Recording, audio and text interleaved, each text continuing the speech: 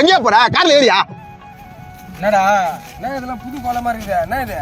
ஏய் வேலைக்கு போற நாட்டிலேருந்து இதுக்கப்புறம் வேலைக்கு வர இது மாதிரி ஊதாரி மாதிரி சுற்றி நின்றா. என் பையனை ஸ்கூல் சேர்த்துட்டாங்க. என் பொண்டாட்டி நகையில இவ்வளோ நாளை வச்சு ஃபுல்லாக குடிச்சு மங்காத்தா 3 நம்பர்னு ஆடி எல்லாத்தையும் அழிச்சிட்டேன். எங்கள் மாமியார் வீட்டில் எல்லாரும் என்ன கேவலமாக பேசுகிறாங்க, மதிக்கவே மாட்டுறாங்கடா. இன்னிலேருந்து என் பொண்டாட்டி பிள்ளைங்களுக்காக நான் வாழ போகிறேன். என்ன விட்டுருங்கடா. 350 ரூபா சம்பளம்டா. நான் போகிறேன்டா, வேலைக்கு போகிறேன்டா. என் பையனுக்கு ஸ்கூல் ஃபீஸ்லாம் கட்டணும். உன் கூட சேர்ந்து தான் பாதி அழிஞ்சு போயிட்டேன். செத்துருவனையும் ஒழுங்காக போயிடு. அண்ணனுக்கு பிறந்த நாளே பாண்டியில ரூம் எடுத்து வச்சிரும், அவ்வளவு சரக்கு வாங்கி வச்சிரும். யாரு குடிக்கிறது இதெல்லாம்? அப்ப நாளையிலேருந்து என் பொண்டாட்டி பிள்ளைங்களுக்காக நான் வாழ்றேன்டா. இன்னைக்கு ஒரு நாள் கூட வந்து குடிக்கிறேன்டா. கூட கூறதுக்கு நான் புண்ணியம் பண்ணிருக்கேன். நாளைல இருந்து நான் வேலைக்கு போறேன். சைட் டிஷ்லாம் வேணாம்.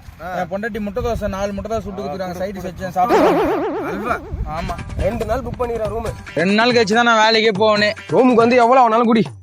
100 ஆயுசுக்கு நல்லா இருக்குண்டா நீ. இப்படி ஒவ்வொரு ஊரிலும் தாலி அறுத்த பசங்கள் இருப்பார்கள். ஜாக்கிரதையாக இருங்கள், ஜாங்கிரியை மதியுங்கள். இப்படிக்கு ட்ரிபிள் கேணியில் இருந்து ட்ரிபிள் ஆக்ட்.